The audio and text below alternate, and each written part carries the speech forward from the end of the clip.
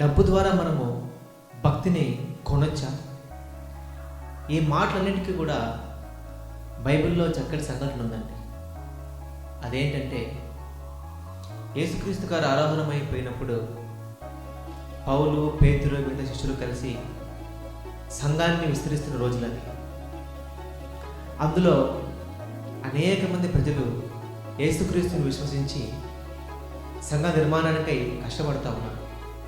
అయితే అందులో కుటుంబం తమ ఆస్తినంతా అమ్మేసి దేవుడికి కానుక ఇవ్వాలనుకున్నారు. వారే అననీయ, సప్పీర. వీళ్ళిద్దరూ కలిసి భార్యాభర్త తమ ఆస్తిని అమ్మి ఆ ఆస్తిలో కొంత భాగాన్ని దాచుకొని కొంత భాగాన్ని దేవుడికి ఇవ్వడానికి పేతురు దగ్గరికి వచ్చారు. అప్పుడు పేతురు అననీయతో అంటున్నాడు, అననీయ, నీవు ఇంతకే నీ భూమిని అమ్మితివా అంటే అననీయ అంటాడు, అవును, ఇంతకే అమ్మాను. నువ్వు మనుషుల దగ్గర కాదు దేవుని దగ్గర అబద్ధం ఆడుతున్నావు అని చెప్పగానే అననీయ కింద పడి ప్రాణాలు విడుస్తాడు.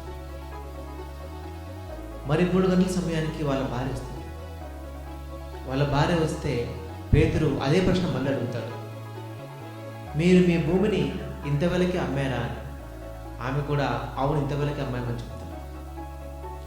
మీరు ఎందుకు పరిశుద్ధాత్మను శోధిస్తున్నారు అని చెప్పడంతోనే ఆమె కూడా ప్రాణాలు విడుస్తుంది.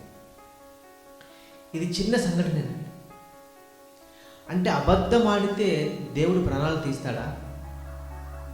అబద్ధం ఆడితే చనిపోతారా అని కనుక ఆలోచిస్తే నిజంగా దేవుడు ఎప్పుడూ కూడా నీ డబ్బును కోరుకోడు, నీ యొక్క ప్రవర్తన కోరుకుంటాడు, నీ క్యారెక్టర్ కోరుకుంటాడు.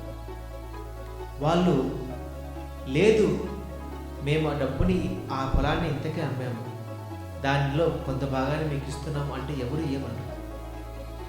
అయితే డబ్బులో కొంత దాచుకొని వాళ్ళు దేవుని పరిశుద్ధాత్మను, దేవుణ్ణి దుఃఖపెడుతున్నారు.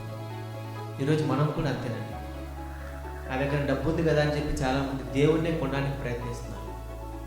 దేవుడు ఎప్పుడూ కూడా నా డబ్బు కోరుకోవడం లేదు, మన క్యారెక్టర్ కోరుకుంటున్నాడు.